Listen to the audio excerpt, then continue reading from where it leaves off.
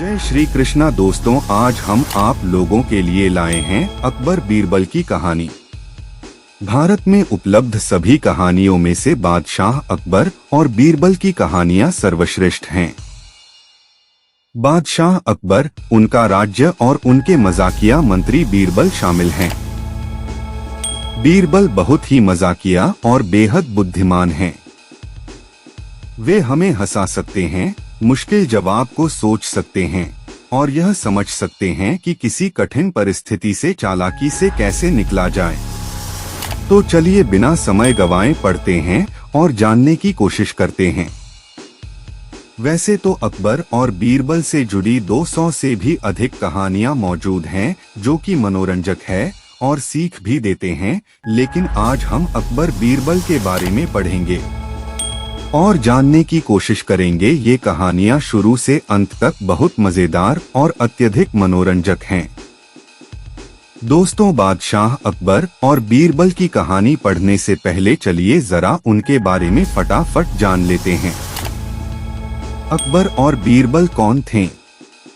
बादशाह अकबर ने 1556 से लेकर 1605 तक भारत में राज किया था। इतिहासकारों के अनुसार राजा अकबर सभी के प्रति विनम्र और सम्मानित थे। कभी कभी वह हिंसक और अति उत्साही हो जाते थे। उनका व्यक्तित्व काफी आकर्षक था, जिससे उन्हें अपने लोगों का प्यार और स्नेह मिला। साथ ही उन्हें अपने दुश्मनों का सम्मान और प्रशंसा भी मिली।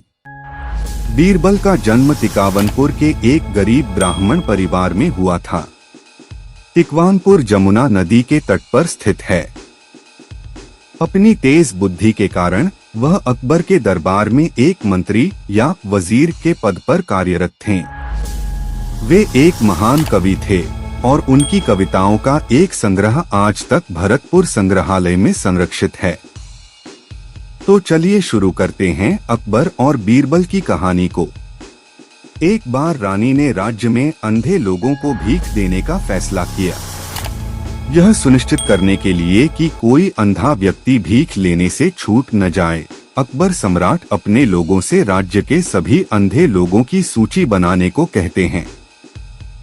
उसके बाद मंत्री राज्य के अंधे लोगों की सूची बनाकर अकबर को दिखाते हैं और बीरबल भी उस सूची को देखते हैं और फिर कहते हैं कि सूची अभी अधूरी है। बीरबल ने सूची को पूरा करने के लिए कुछ समय मांगा। अगले दिन बीरबल एक खाट के साथ एक बाजार के बीच में बैठते हैं और खाट को बुनना शुरू करते हैं। जब भी लोग उनके पास से गुजरते हैं, लोग बीरबल से पूछते हैं कि आप क्या कर रहे हैं, लेकिन बीरबल कोई जवाब नहीं देते हैं।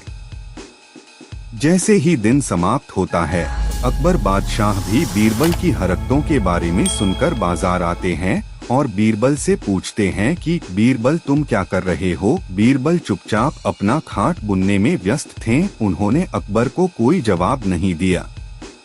अगले दिन बीरबल अंधे लोगों की एक लंबी सूची अकबर को देते हैं और इस अंधे लोगों की सूची में अकबर का भी नाम था।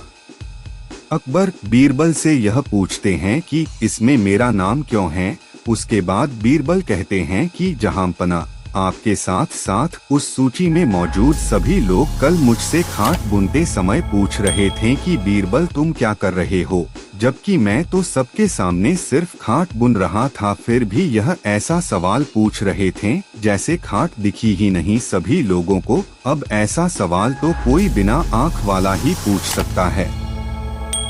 अकबर बीरबल की बात समझ जाते हैं कि राज्य में दृष्टिहीन लोगों की तुलना में अधिक लोग अंधे हैं। तो एक ही दोस्तों, बादशाह अकबर और बीरबल की एक अनोखी कहानी। और आप लोगों को कैसा लगा? अगर अच्छा लगा होगा तो हमारा YouTube चैनल सामान्य ज्ञान ब्लॉग्स को सब्सक्राइब करें और लाइक करके कमेंट करें और कमेंट में जय श्री कृष्णा राधे राधे जरूर लिखें। धन्यवाद।